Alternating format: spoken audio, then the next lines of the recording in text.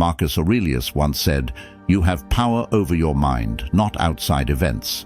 Realize this, and you will find strength in a world where emotions can feel like turbulent waves." How do we find our anchor? Join us as we explore 7 Stoic lessons that hold the key to mastering your emotions and navigating life storms with unwavering resolve. Before we begin, I would appreciate if you liked the video so that you can help me to continue spreading the Stoic philosophy. If you are not subscribed, I recommend you to subscribe and activate the bell so you don't miss any video. Lesson number 1. Reflect before reacting. In today's digital age where immediacy is often celebrated, the art of reflection can seem like a relic of the past. Yet, it's this very act of pausing and pondering that can be our saving grace in a world that demands rapid responses. Consider the countless times we're faced with decisions, both big and small, from choosing a meal at a restaurant to deciding on a career path. The spectrum of choices is vast, but it's not just the magnitude of these decisions that matters, it's the manner in which we approach them. Let's delve into a common scenario. Reading a message that strikes a nerve.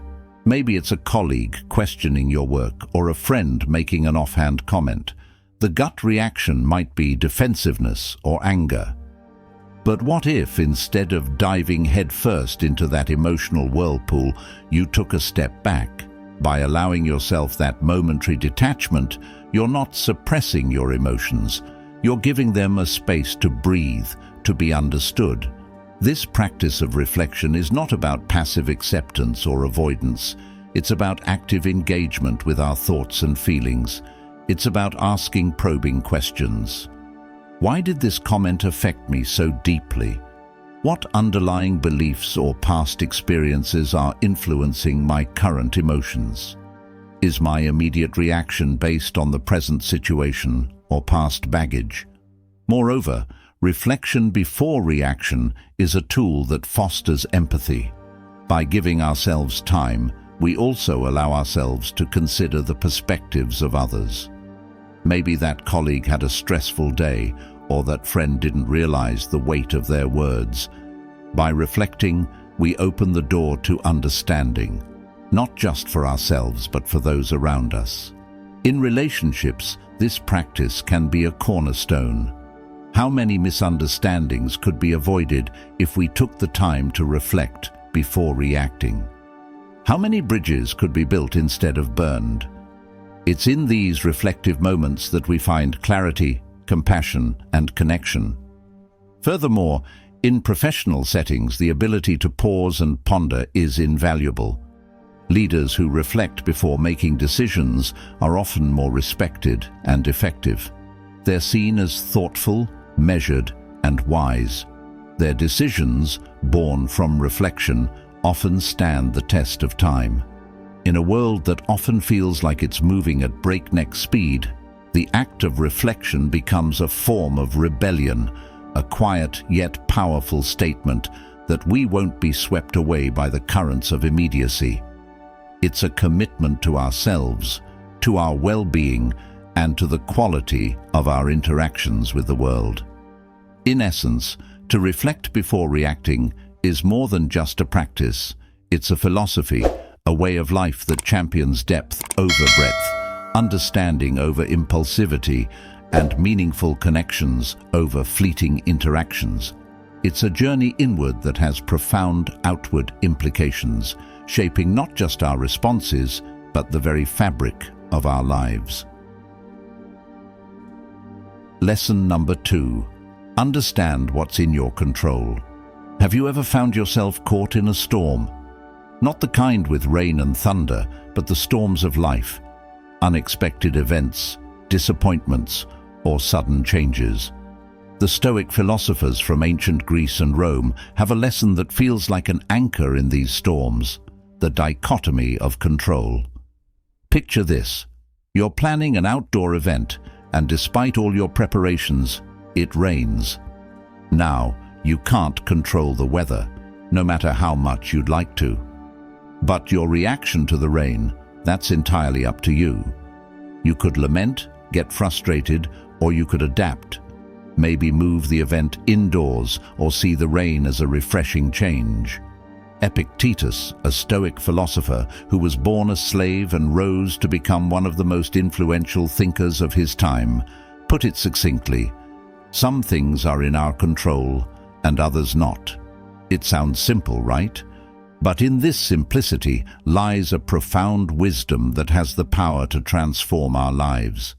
Every day we're faced with a myriad of situations.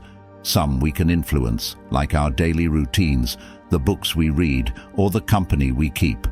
But many are beyond our grasp: global events, the actions of others, the passage of time, and yes, the weather. Now, here's where it gets interesting. The Stoics believed that our well-being doesn't depend on external events, but on how we interpret and respond to them. It's not the event itself, but our judgment about the event that causes our emotions. Think back to a time you faced a setback. Maybe you didn't get that job you wanted. At the moment, it felt like a disaster, but with time, perhaps you realized it was a blessing in disguise, leading you to a better opportunity or personal growth. But how do we put this into practice? Start by asking yourself, is this something I have control over? If the answer is yes, take action. If the answer is no, then it's an opportunity to practice acceptance and adaptability. By truly understanding and internalizing this principle, we can free ourselves from unnecessary anguish. We can navigate life with a sense of calm, knowing that while we can't control the winds, we can adjust our sails. In a world that often feels chaotic, the dichotomy of control is a beacon of clarity. It reminds us to focus our energy where it matters most and to embrace the serenity and knowing that some things are simply beyond our grasp. Lesson number 3. Ask yourself, will this matter in 5 years? Life is filled with moments that test our patience, resilience, and perspective. From minor inconveniences like a spilled coffee to more significant challenges like disagreements with loved ones, our days are punctuated with situations that evoke a range of emotions. In the heat of the moment, it's easy to get swept up in the immediacy of our feelings. A missed deadline, a critical comment, or a forgotten anniversary can feel like the end of the world. But one powerful question can shift our perspective and bring clarity. Will this matter in 5 years?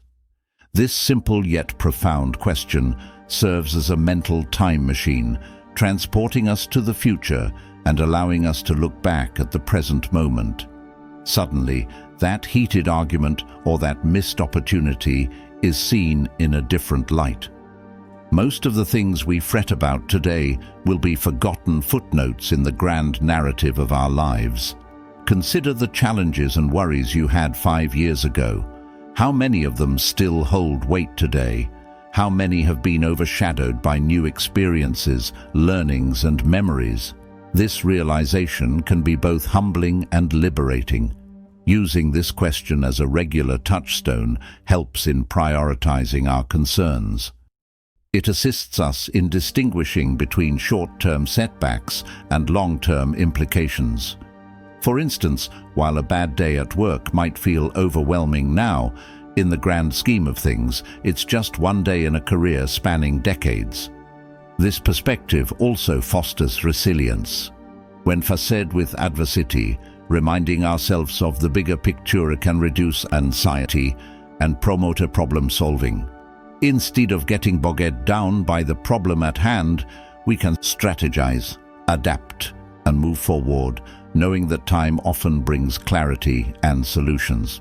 But it's not just about minimizing our concerns. This question also encourages us to focus on what truly matters. If we want our actions and decisions to have lasting significance, we need to invest in relationships, personal growth, and experiences that stand the test of time. In a world that often emphasizes the now, will this matter in 5 years? Is a beacon guiding us towards a life of purpose, perspective, and peace. By regularly revisiting this question, we can navigate life's ups and downs with grace, ensuring that our energy and attention are directed towards what truly counts. Lesson number 4.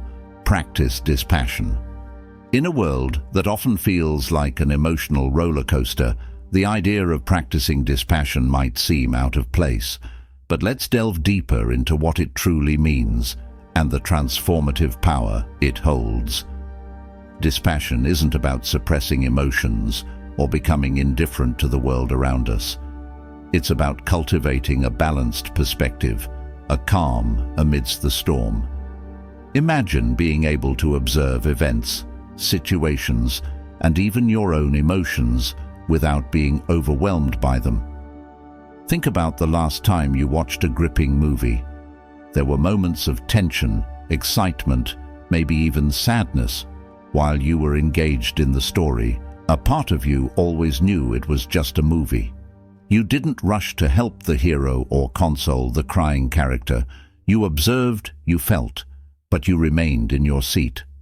This is the essence of practicing dispassion, being deeply engaged with life, feeling its many emotions, but also knowing when to remain seated in the theater of your mind, observing without getting lost in the drama.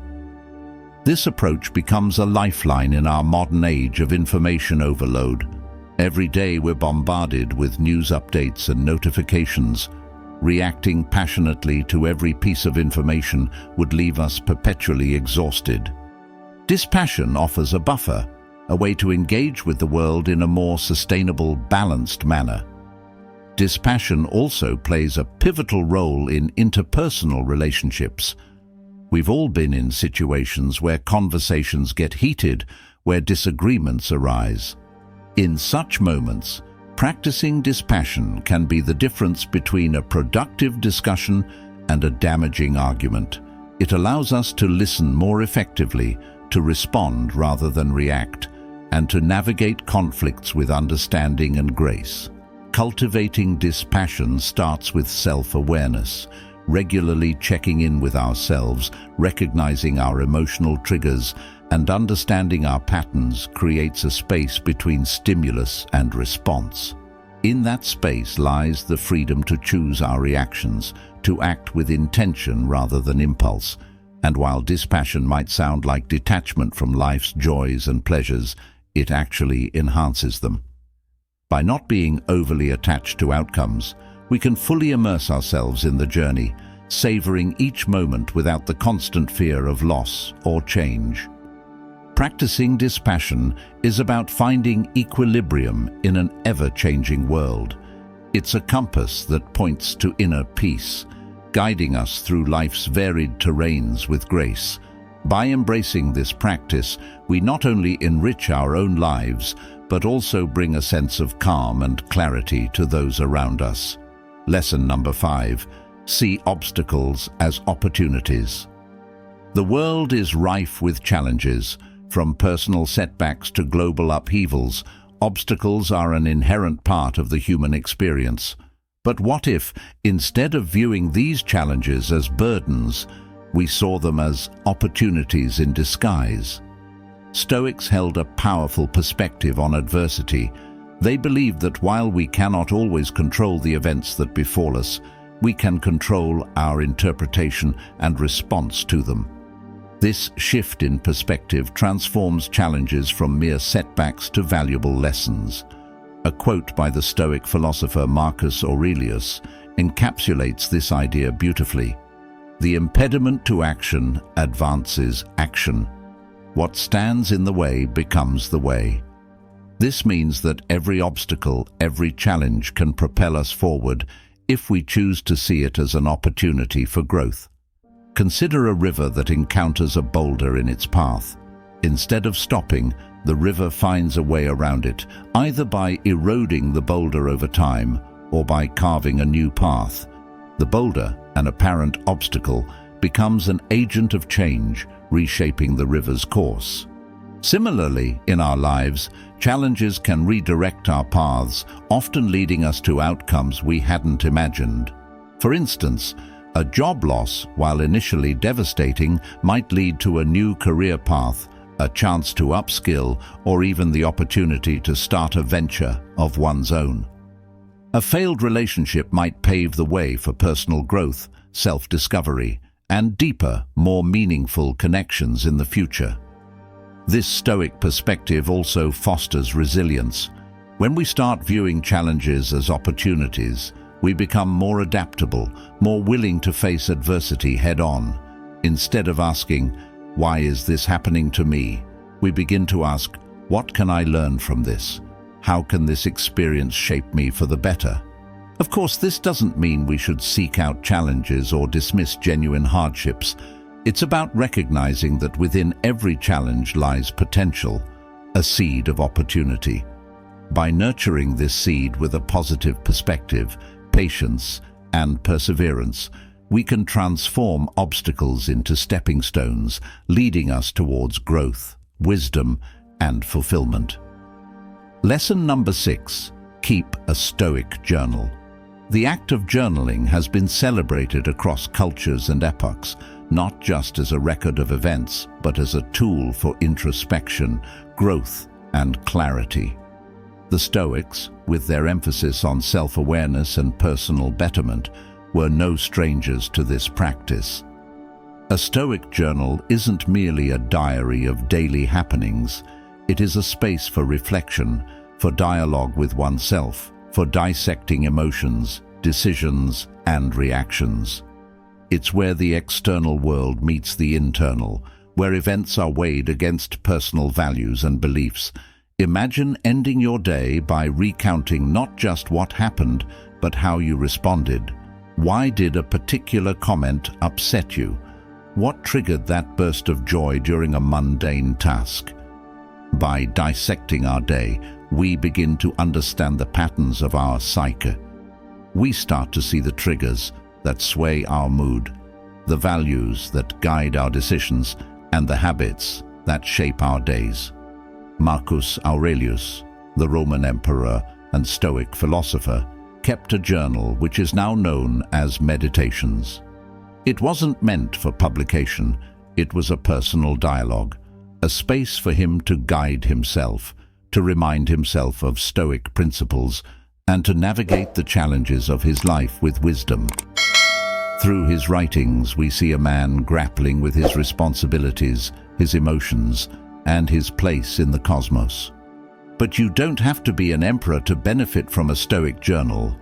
In our modern lives, filled with distractions and a constant barrage of information, setting aside time for introspection becomes even more crucial. A daily check-in, a grounding ritual that brings clarity amidst chaos. Over time, this practice can lead to profound insights. You might notice that certain situations repeatedly cause stress, prompting you to either address them or change your perspective. You might find that specific practices, like gratitude or mindfulness, elevate your mood and outlook. The patterns that emerge can serve as a roadmap for personal growth. Beyond insights, a Stoic journal fosters accountability. By committing to daily reflection, we hold ourselves accountable for our reactions and decisions. It becomes harder to ignore repeated mistakes or to brush off lapses in judgment. Instead, we're prompted to learn, adapt, and grow. In essence, keeping a Stoic journal is like having a wise, non-judgmental friend by your side, always ready to listen, to reflect, and to guide. It's a commitment to personal growth, to understanding oneself better, and to living a life aligned with one's values and principles. Lesson number 7. Practice gratitude. In the vast tapestry of human emotions, gratitude stands out as a golden thread, weaving moments of joy, contentment, and perspective into our lives. While it's an emotion that can arise spontaneously, the Stoics believed in the deliberate practice of gratitude, making it a daily ritual to anchor oneself in the present and appreciate life's blessings. Gratitude is more than just saying thank you. It's a deep acknowledgement of the myriad forces, moments, and individuals that enrich our lives. It's about recognizing the beauty in the mundane, the lessons in challenges, and the fleeting nature of every experience, making it all the more precious. Seneca, a prominent Stoic philosopher, once said, "True happiness is to enjoy the present without anxious dependence upon the future." This encapsulates the essence of gratitude, being deeply rooted in the present, cherishing every moment, every experience, and every interaction. Consider the simple pleasures we often take for granted: the warmth of the sun on a cold day, the sound of laughter, a meal shared with loved ones, or the very breath that sustains us. By pausing to acknowledge and appreciate these moments, we magnify their beauty and significance in our lives. Practicing gratitude also offers a counterbalance to the human tendency to focus on what's lacking, on unmet desires, or on uncertainties about the future. By shifting our focus to what we have rather than what we lack, we cultivate contentment, reduce feelings of envy or resentment, and enhance our overall well-being. One might wonder, how does one cultivate this practice?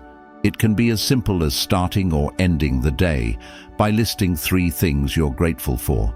Over time, this practice can transform your outlook, making you more receptive to life's blessings and more resilient in the face of challenges.